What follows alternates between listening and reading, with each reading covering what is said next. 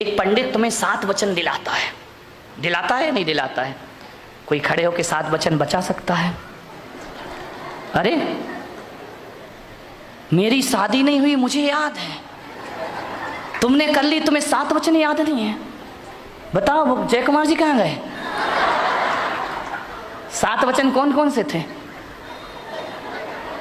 वाह रे फर्जीवाड़ा। महिलाओं को याद हो, तुम हंस रही है, बताओ 7 वचन कौन से थे? प्रियंका नहीं मालूम 7 वचन? बाप रे क्या फर्जीवाड़ा चल रहा है देश में, इतना घोटाला, मोदी के पीछे पड़ा है देश, तुम्हें अपने 7 वचन याद नहीं है? अरे 7 वचन आपसे लिए गए थे, वो 7 वचन कौन से थे? मैंने वहां पूछा मुंबई में कि वो 7 वचन बताओ, तो एक आदमी बोला महाराज मैं बताऊं? मैंने कहा बताओ। तो मैंने कहा बोलिए कौन कौन से 7 वचन थे? बोले ना तो मुझे मालूम ना मेरी बीवी को मालूम है। तो मैंने कहा मंडप में क्या हो रहा था? बोले पंडित बोल रहा था, हम सो रहा था, बेचारा हम तो रो रहा था, पंडित वचन। ध्यान रख, तुम्हें 7 वचन याद नहीं है, ध्यान रख, ऐसे वचन रहेंगे तो कौन याद रखेगा? मैंने 7 वचन बदल दिए हैं। अब जब भी तुम्हारे बच्चों की शादी हो तो 7 वचन बदल देना। 7 नहीं बताऊंगा, टाइम पूरे हो रहे हैं, एक ही कहूंगा, जब भी शादी हो तो दोनों पति पत्नी का फर्ज है कि हम ग्रस्त जीवन में प्रवेश कर रहे हैं, सांसारिक जीवन में जा रहे हैं। 7 वचन में मेरा एक वचन ये जोड़ना कि जब दोनों मंडप के नीचे बैठे हों तो दोनों एक संकल्प करें कि ठीक है आज से हम संसार के जीवन में प्रवेश कर रहे हैं, खुशहाल जीवन जीना है। तो एक वचन में लेता हूं कि देख जब तू आग बने तो मैं पानी बन जाऊंगा, और जब तू पानी बने, जब मैं आग बनूं तो तू पानी बन जाना, जिंदगी आराम से गुजर जाएगी। पति आग बने तो पत्नी पानी बन जाए, और पत्नी आग बने तो कौन बोला पति पेट्रोल बन के तैयार हो जाया करता है? पेट्रोल नहीं बनना, जिंदगी नहीं चलेगी, बर्बाद हो जाएगी। पानी बन जाओ। पुरुषों से मेरा, ये बेचारी आई हैं, रात दिन मेहनत करती हैं, अपना पीहर छोड़ के आई हैं, परिवार छोड़कर आई हैं, आपकी सेवा कर रही है, ये आपको भी संभालती हैं, बच्चों को भी संभालती हैं, समाज को भी, घर सब संभालती हैं। आप करते क्या करते तुम लोग? घर में खाए पिए, कपड़े बदले, ऑफिस गए, लौट के आए, नोट पटके सो गए। कितनी मेहनत ये पत्नियां करती हैं। विचार करिए, ये महिलाएं ना हो तो तुम्हारा घर नरक में परिवर्तित हो जाएगा। ध्यान रखिए, बिन घर नी घर भूत का। अच्छे से बजा लो भाई, ऐसे क्यों शर्मा रही है? विचार करिए, आप दिन भर में 10 बार आग बनते हैं तो ये बेचारी 10 बार पानी बनती है। ध्यान रखिए, नारी का जीवन तो वो होता है, अपने लिए वो खाना भी नहीं बनाती है। ध्यान रखना, जब पति बाहर चला जाए और बच्चे भी घर में ना हो तो उससे पूछे कि क्या बनाया है, तो कहती आज कोई घर में नहीं है, क्या बनाना? अचार रोटी खा लेती है और पूरा दिन गुजार दिया करती है। इसका मतलब ये होता है कि ये खाना भी अपने लिए नहीं बल्कि तुम्हारे लिए बनाया करती है, ये घर को व्यवस्थित भी तुम्हारे लिए किया करती है। और किसी के बच्चे को जन्म देने की यदि पीड़ा सहती है ना, तो ये नारी अपने लिए नहीं सहती, तुम्हारे वंश को कायम रखने के लिए इतने दर्द सहा करती है। ध्यान रखिए, नारी का बलिदान, नारी का त्याग, सब कुछ छोड़ के तुम्हारी सेवा में लगी है। 10 बार आग बनते हो, ये बेचारी 10 बार पानी बनती है। आज पुलक सागर इनके पक्ष में आपसे बोल रहा है, आप 10 बार आग बने, ये 10 बार पानी बनेगी, तो दिन में 1 बार इसे भी आग बनने का अवसर दिया करो। और तुम पानी बन करके 1 बार भी अवसर नहीं दोगे उसको पानी बनने का, एक मौका तो मिलना चाहिए ना कि 1 बार मैं भी आग बनूं तो तुम्हें। कौन बोला हमारे यहाँ तो पूरी होलिका आई है महाराज, पानी बनती नहीं है। ध्यान रखिए, मान्यवर समय हो गया है, बात अधूरी है, फिर कभी पूरा करूंगा। 10 मिनट मैंने ज़्यादा लिए, माफ़ी चाहता हूँ, बातों में भावनाओं में बह गया, विषय अधूरा है।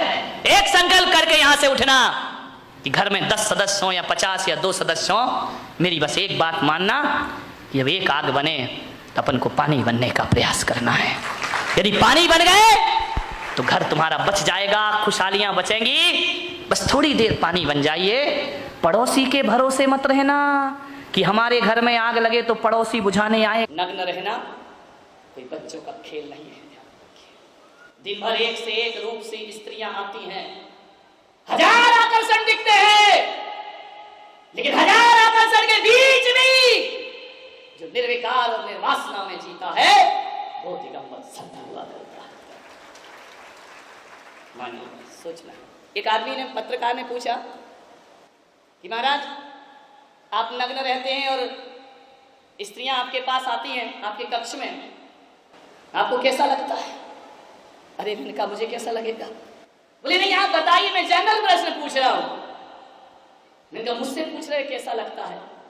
मैंने कहा मुझसे मत पूछो, घर जाओ और अपने 2 साल के निर्विकार नंगे बच्चे से पूछना कि उसकी माँ बहन कमरे में आती है तो उसे कैसा लगता है। मैंने कहा जब तुम बहुत छोटे थे और माँ के आंचल का जब दूध पीते थे तो बोले माँ के आंचल में हाथ रखने पर तुम्हें कैसा लगता था? विचार करिए, सोचना है आपको।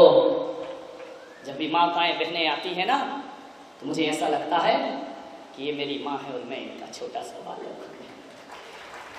निर्विकार निर्वासना में फैशन और व्यसन से बचिए, ये देश के लिए बहुत बड़ा खतरा है।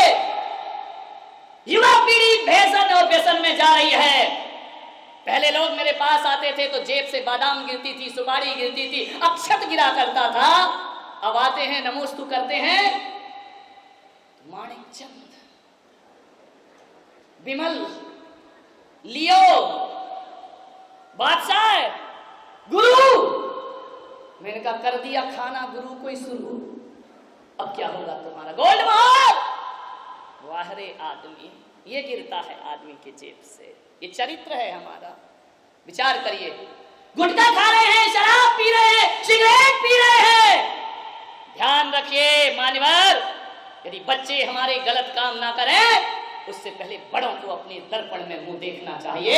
यदि एक बाप ही पान मसाला खाएगा, एक बाप ही गुटखा खाएगा, एक बाप ही बच्चे से सिगरेट मंगाएगा, तो बताइए किस हैसियत से वो बच्चों को मना कर सकता है कि बेटा सिगरेट मत पीना, बेटा मसाला मत खाना।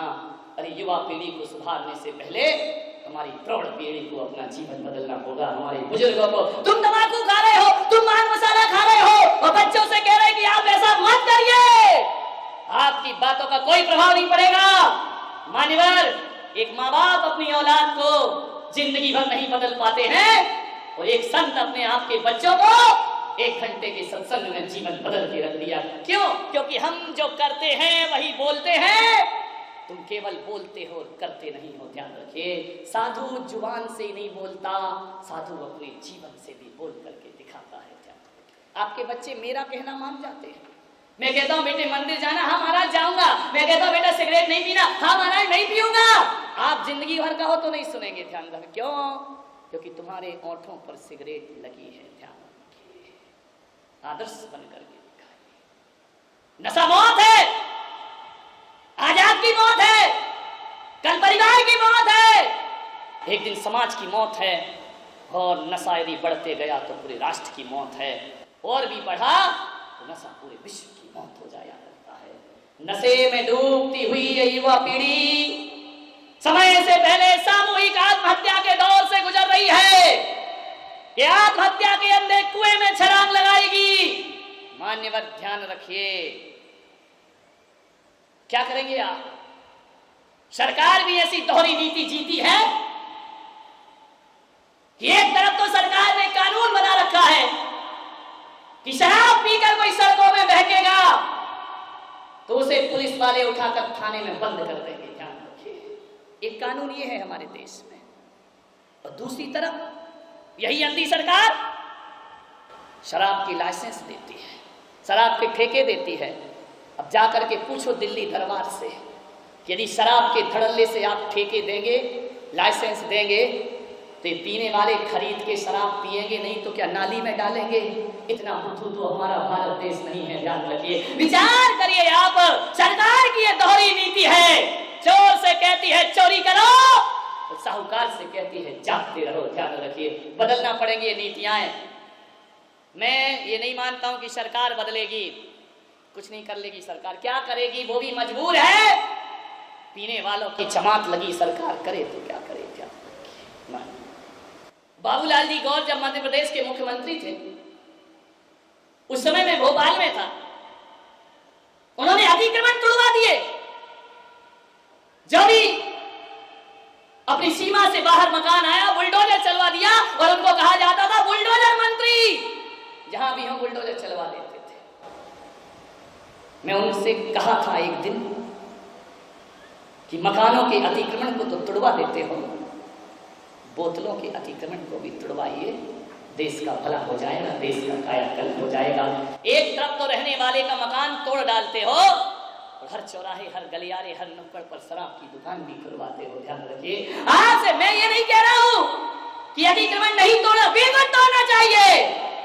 राज आज्ञा के विरुद्ध कोई भी काम हमें नहीं करना चाहिए। जिस राष्ट्र में रहते हैं, जिस देश में रहते हैं, राजा के अनुशासन में रहना हमारा फर्ज और दायित्व बना करता है। ध्यान रखिए, सीमाओं का उल्लंघन करोगे टूटेंगे। लेकिन मैं आपसे कहता हूं, कोई मंत्री अतिक्रमण तोड़वाता है तो तुम सब मिलके भी तो कोई मैखाने तोड़वा सकते हो, शराब की दुकानें बंद करा सकते हो। अरे जब शराब बिकेगी नहीं तो पिएगा कौन? और यदि सारे लोग शराब पीना ही छोड़ देंगे तो फिर बेचेगा कौन? ध्यान, गलती दोनों तरफ से है, सरकार की भी गलती है और नागरिक की भी बहुत बड़ी गलती है। ध्यान, क्या हो गया मेरे देश को? जिस देश में गंगा बहती है, हम उस देश के वासी हैं। गंगा इस देश की लाइफ लाइन है मेरे भाई, मेरे देश की पवित्र गंगा। ऐसा देश है हमारा कि जहां मैदानों में गंगा बहा करती है और मंदिरों में गंधोदक रखा करते हैं, जिसे हम माथे में लगाकर जीवन को धन्य किया करते हैं। मानवर, जिस देश में गंगा बह रही हो वहां शराब की नदियां बहें, शर्म की बात हुआ करती है। गिलासों में जो उबरे वो न डूबे उबे जिंदगानी में, और हजारों बह गए इन बोतलों के बंदबारी में। मानवर, एक शराबी शराब पी रहा था, मुझे मिल गया। मैंने कहा, शराब क्यों पीते हो? मालूम है उसने क्या बोला? मुझे पीने का शौक नहीं। शर्मा मत, आता है, ध्यान रखिए। पीता हूं गम भुलाने को। मैंने कहा, पागल एक बात बता, शराब पीने से तू गम भूल जाता है? बोले, हाँ महाराज, जितनी देर नशा रहता है उतनी देर तो भूल ही जाता हूं। मैंने कहा, पागल, तू तो थोड़ी देर को अपना गम भूल जाता है, मगर याद रख, जिंदगी भर को तेरा परिवार गम में डूब जाता है। ध्यान रखिए, अपने थोड़े से गम को भुलाने के लिए पूरे समाज को, पूरे परिवार को गम में डुबो देना, इनका ये कोई नीति की बात नहीं हुआ करती है, ये न्याय की बात नहीं है, ये अन्याय है। हम क्षणिक शौक के लिए पूरे परिवार को तबाह करते हैं। मैंने कहा, एक काम कर, गम भुलाना है ना, आज से गाना गाना बंद कर दे कि पीता हूं गम भुलाने को। शराब पीने से गम नहीं भूलेगा, लेकिन मैं कहूंगा, गंगा में नहा ले, गंधोदक माथे से लगा ले। गंगा में नहाएगा तो चंगा हो जाएगा, और शराब में नहाएगा तो भिखमंगा हो जाएगा। ध्यान रखिए, तेरे खाने के भी लाले, पर गंगा में डुबकी लगा लो, गम मिट जाएंगे आपके। गंधोदक माथे पर चढ़ा लो, गम मिट जाएंगे आपके। लेकिन शराब होठों से लगाओगे, जिंदगी भर गम तुम्हारा पीछा नहीं। सुरा सुंदरी के शौकीन जीवन के अंत समय में कुत्ते की मौत मरा करते हैं। ध्यान रखिए, मैं आपसे कह रहा हूं, मैं बस बात आपसे कहने जा रहा हूं। मेरी अपेक्षा है, मेरी भावना है कि तुम कुत्ते की मौत ना मरो। तुम जब भी मरो इस दुनिया से जाओ तो कुत्ते की मौत नहीं, एक संत की मौत दुनिया से विदा हो, तुम्हारा मानव जीवन पाना सार्थक और सफल हो जाए। लोग कहते हैं विश्व में शांति हो। क्या होता है विश्व? लोग कहते हैं राष्ट्र में शांति हो, समाज में शांति हो। किसे कहते हैं राष्ट्र, किसे कहते हैं विश्व? विश्व कोई सामान है, विश्व कोई पदार्थ है। ध्यान रखना, एक एक आदमी विश्व हुआ करता है और एक एक आदमी राष्ट्र हुआ करता है। एक एक आदमी के जीवन से यदि व्यसन निकल जाए तो ध्यान रखना, वो आदमी की शांति नहीं, वो पूरे विश्व और राष्ट्र की शांति हुआ करती है। हम ही तो विश्व है मेरे भाई, हम ही तो संसार है मेरे भाई। हमसे ही तो विश्व बना है, हमसे ही तो दुनिया बनी है। और किस विश्व की शांति चाहते हो? अपने मन में शांति पैदा करो। जो अपने मन में शांति पैदा करके अपने मन को पवित्र कर लेता है, उस राष्ट्र और विश्व को पवित्र होने में ज्यादा देर। अपने आप को देखो, मान्यवर, शराब पूरे परिवार को तबाह करती है, पीता एक है, दुर्दशा पूरे परिवार की होती है। एक आदमी को मैं जानता हूं, मैं एक बार जेल गया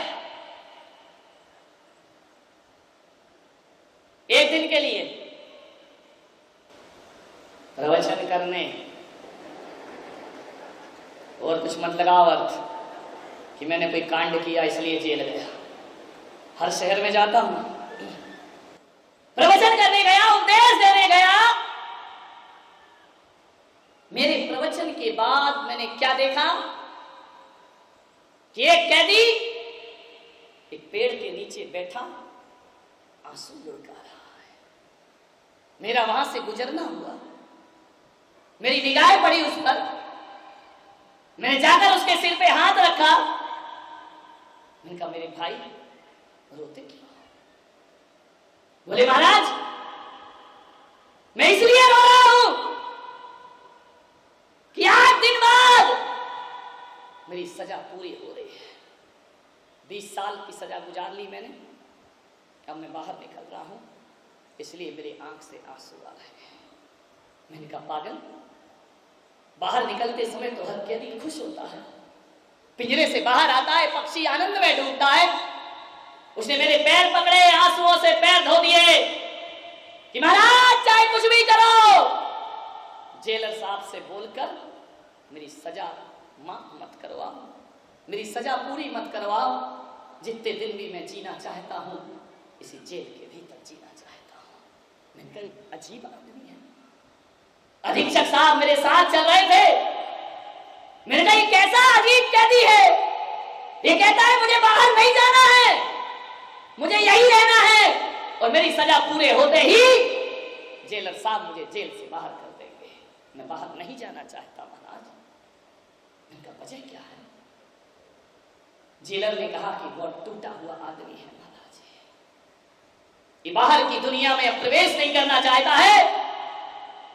मैंने उसके जख्मों पर मलहम लगाने का प्रयास किया। मैंने कहा, बता भाई तुझे क्या तकलीफ है, एक बात तो बता दे, क्या वजह थी जो तू इस जेल के भीतर अपनी जिंदगी गुजार रहा है? ये 20 साल गुजार दिए तूने। बोले, महाराज मेरा भी एक परिवार था, एक बहुत अच्छी पत्नी थी, मेरे बच्चे थे, लेकिन महाराज ऐसे लोगों की संगति में मैं पड़ गया कि ऐसे चंद लोगों ने मेरा पूरा परिवार तहस नहस कर दिया। ऐसे लोग इस समाज में हैं जो मुझे गलत राह पर ले गए। मैं कभी शराब नहीं पीता था, उन्होंने मुझे शराब पीना सिखा दी। महाराज ऐसी लत लगी, ऐसी लत लगी कि जैसे जैसे मैं शराब के घूंट पीता, वैसे वैसे मेरी पत्नी आंखों से आंसू की धारा बहाती, मेरे बच्चे रोते, मेरे माँ बाप का सिर शर्मिंदगी से झुक जाता कि तू ये क्या करने लगा, इतना अच्छा हमारा लड़का। रोज रोती मेरी पत्नी, और धीरे धीरे उस पत्नी मजबूर पड़ी। अब वो आंसू नहीं बहाती, अब मुझसे संघर्ष करती, मुझसे विरोध करती। 1 साल हुआ, 2 साल हुआ, आए दिन झगड़ा होता, घर में कलह होती। पत्नी ने कहा, मैं सुसाइड कर लूंगी, लेकिन तुम शराबी के साथ अपनी जिंदगी नहीं गुजार सकती है। लेकिन जब जब मेरी पत्नी ने आत्महत्या की और कदम बढ़ाया, मेरे 2 छोटे छोटे बच्चों को देखकर वो लाचार रुक जाती थी कि बाप शराब पीता है और मैं भी ना रहूंगी, क्या होगा इस औलाद का। बड़ी मजबूर है ये नारी, अबला तेरी यही कहानी, आंचल में है दूध और आंखों में पानी, अबला तेरी यही कहानी। बहुत परेशान हो गई मेरी पत्नी। मेरी पत्नी ने कहा कि देखो, तुम्हें शराब पीना है तो बाहर जाकर पी लो, घर के अंदर शराब मत लाओ, बच्चों पर क्या असर पड़ेगा, ये बच्चे क्या सीखेंगे। मैंने कहना ना माना। पत्नी ने कहा, मैं चली इस घर से, तो मैंने गुस्से में उसे धक्के मार के घर से निकाल दिया कि जा, आज के बाद तुझे इस घर में आने की कोई जरूरत नहीं है। वह कपड़े रखकर चली गई पीहर में। मैंने अपने यार दोस्तों को फोन लगाया, जब पत्नी गई, आओ महफिल जमेगी, पैमाना छलकेंगे जाम पर जाम। घर में मैं शराब पीने लगा। महाराज, मैं अपने दोस्तों के साथ कमरा बंद करके शराब पी रहा था। बाहर से दरवाजा खटखटाने की आवाज आई। मैंने कहा कौन है? जवाब नहीं मिला। दरवाजे खटखटाती रही। दरवाजा खोला तो पत्नी खड़ी थी। मैंने कहा तू तो चली गई थी ना? बोले मैं गई नहीं थी, मैं यही देख रही थी कि मेरे जाने के बाद तुम घर की क्या दशा करते हो। जिस घर को मैं मंदिर मान करके पूछती हूँ, जो घर मेरे अरमानों का सपना है, जो घर मेरे जीवन का सबसे बड़ा पवित्र स्थान है, सच कहती हूँ मैंने इस घर को मंदिर से ज्यादा पवित्र बनाने का प्रयास किया है। मैंने महाराज के प्रवचन सुने थे। उन्होंने कहा था कि मंदिर को ही पवित्र मत रखो, अपने घर को भी पवित्र रखिए। उसी दिन से मैंने इस घर को पवित्र बनाया है। लेकिन आज तुमने सब यार दोस्तों को बुलाकर शराब पीकर मेरी पवित्रता को दाग कर दिया है। पति ने कहा चल भाग यहां से, आई क्या तू यहां लौट कर? पत्नी को क्रोध आया, अंदर गई। तो जाकर के मेरी पत्नी ने मेरे दोस्तों की बेइज्जती की कि किसी का घर उजाड़ते तुम्हें शर्म नहीं आती है? किसी की पत्नी के ना रहते हुए उसके घरों में ऐसे काम करते हो? निकल जाओ इस घर से बाहर, ये घर मेरा है, मैं इसे संभालती हूं। इसी वक्त इस घर से निकल जाइए। और मेरे दोस्तों का अपमान क्या हुआ, मैं आप से बाहर ना रहा और मैंने एक राड उठाकर लोहे की पत्नी के सिर पर दे मारी। पत्नी चीखी, बेहोश हुई, खून की धार लगी और मेरे सामने देखते देखते मेरी पत्नी ने प्राणों का त्याग कर दिया। महाराज, एक शराब ने मेरा जीवन बर्बाद कर दिया, एक शराब ने मेरे घर को नाश कर दिया। मेरे बच्चे चीखते रहे, बिलखते रहे। क्रोध में मुझे नशे में कुछ ना दिखा, मैंने बच्चों को उठा के फेंक दिया। पत्नी का संस्कार हुआ, पुलिस आई, हथकड़ी डालकर मुझे ले गई। हत्या के आरोप में बच्चों को अनाथ आश्रम में डाल दिया गया। सोचिए मान्यवर, एक बोतल का थोड़ा सा शौक एक नशे ने कैसा हंसता खेलता कर उजाड़ के रख दिया। तो मैंने कहा तुम बच्चे बड़े हो गए होंगे, 20 साल के, कभी मिलने आते हैं? वो एक बार भी मिलने नहीं आए मुझसे। अब तो थोड़ा काम करने लगे हैं, नौकरी करने लगे हैं। तो मैंने उन बच्चों को एक संदेश भेजा कि मेरे बच्चों मुझे माफ करो, मेरी सजा पूर्ण हो गई, अब मैं अपना जीवन सुधार कर तुम्हारे पास आ रहा हूं। दुख तो इस बात का है महाराज कि जिसके हाथ संदेश भेजा उसके हाथ बच्चों ने कहलवाया कि हम ऐसे बाप के बेटे कहलाना नहीं चाहते हैं जिसने हमारी मां की हत्या अपने हाथों से की है। जाओ हमारे बाप से कहना कि हम बिना बाप के औलाद रहेंगे, हम अपनी दम पर अच्छे बने हैं, हम हत्यारे बाप की औलाद कहलाना पसंद नहीं करते हैं। और कह देना कि हम तुम्हें देखना भी पसंद नहीं करते हैं, आपको कोई जरूरत नहीं है हमारे घर में पैर रखने की। ऐसे कुल खाती बाप का हम करेंगे क्या? और जब बाप की जरूरत थी तब बाप जेल चला गया, और जब 20 साल के हो गए तब ये बाप को याद आया कि मेरी औलाद है। अरे ऐसे निकम्मे बापों से हमें कोई मतलब नहीं है, ध्यान रखिए मान्यवर। यदि आप शराब पीते हैं, नशा करते हैं, ये घटना आपके घर कभी भी घट सकती है, ध्यान रखिए। इसे एक कोरी किस्से कहानी मत समझो। उसने कहा महाराज अब मैं बाहर निकल के क्या करूंगा, 20 साल से निकम्मा बैठा हूं। औलाद ने कहा हम तुम्हारा मुंह भी देखना पसंद नहीं करेंगे, एक कृपा करा दो महाराज, मेरी सजा बढ़वा दो। और सजा नहीं बढ़ती है, अब तो जीने की तमन्ना ही खत्म हो गई है। बाहर जाके करूंगा क्या, किसके घर जाऊंगा, कौन मुझे इज्जत देगा, कौन इस हत्यारे को अपने घर में रखेगा? मुझे फांसी की सजा दिलवा दो महाराज, मैं जीना नहीं चाहता। मान्यवर, एक नशा जीवन को किस तरह से बर्बाद करता है। अरे हम तो साधारण लोग हैं, यदि व्यसन की लत पांडवों को भी लग जाती है तो द्रौपदी भी दांव पर हाथ दी जाती है, ध्यान रखना। मान्यवर, इतना बुरा होता है ये नशा व्यसन कि कोई द्वारिका में यदि यादव लोग शराब पी लेते हैं तो दीपायन मुनि के द्वारा पूरी द्वारिका भस्म कर दी जाती है, ध्यान रखिए। मान्यवर, नशे से बचने का प्रयास करो। कि समुद्र मंथन में जिन जिन ने अमृत पिया वो देव कहलाते हैं, और जो जहर पीता है वो महादेव कहलाया करते हैं। सारी दुनिया उन्हें महादेव करके पूजा करती है। महादेव किसे कहा है? शिव जी के अलावा जहां तक मैं सोचता हूं कोई भी महादेव नहीं है इस दुनिया के लिए जो जहर पी जाता है। मान्यवर, महादेव बनने के लिए बहुत जहर के घूंट पीना पड़ेंगे, लेकिन मैं आपसे कहता हूं कि जहर के घूंट पीना पड़े तो पी लेना, लेकिन नशे का घूंट पीना पड़े तो जिंदगी में उसमें कभी हाथ मत लगाना। ये शराब, ये व्यसन, बालिकाओं की जिंदगी बर्बाद हो रही है फैशन के कारण, और युवा की जिंदगी बर्बाद हो रही है व्यसन के कारण। ध्यान रखिए, ये फैशन और व्यसन दुनिया के बहुत बड़े अपराधों को जन्म देने के तरीके हैं। खुलेआम लड़कियों के साथ बलात्कार होता है तो मुझे माफ करना, इसमें लड़कियों की भी कुछ गलती हुआ करती है। वह भी अपने शरीर को आधा मीटर कपड़े से पूरा शरीर ढक लिया करती हैं। आप विचार करिए, मर्यादाएं नहीं रह गई हैं, ऐसे वस्त्र पहनती हैं। विचार करिए आप, पहले वस्त्र पहने जाते थे तन को ढकने के लिए, अब वस्त्र पहने जाते हैं तन को दिखाने के लिए। ध्यान रखिए मान्यवर, आमंत्रण है अपराधों को, ध्यान रखना। मर्यादा की वस्तु नारी जाती है।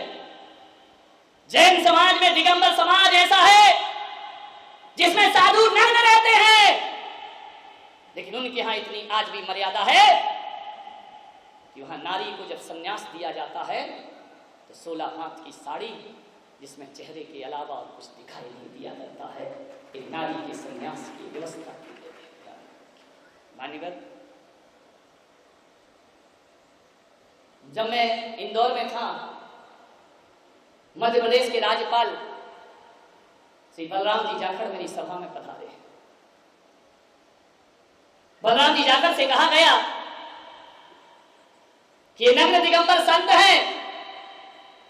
उन्होंने मेरे चरणों में अपना शीश रखा और एक बात उन्होंने बोली कि मैं भरी सभा में कह सकता हूं कि संत नंगा नहीं है, नंगे तो हम लोग। ध्यान रखिए, बोले ये वस्त्र उतार कर भी वस्त्र पहने हैं और हम वस्त्र पहनकर भी निर्वस्त्रों का जीवन जिया करते हैं, क्योंकि इनके पास मर्यादाएं हैं। इन्होंने आचरण के वस्त्र पहन रखे हैं, और जिसके पास आचरण होता है, जो अपनी इंद्रियों और वासनाओं को जीत लेता है, उसे फिर कपड़े डालने की कोई जरूरत नहीं पड़ा करती है। ध्यान रखिए, और हम लोग, वासना हमारे इस ऊपर हावी है, इसलिए हम जैसे ग्रस्तों को वस्त्रों से वासना को ढकना पड़ता है। एक बात याद रखो, जो कपड़े दरवाजे बंद करके उतारे जाते हैं वो वासना कहलाते हैं, और जो भरी समाज में उतारे जाते हैं वो साधना कहलाया करते हैं। पूजा के पात्र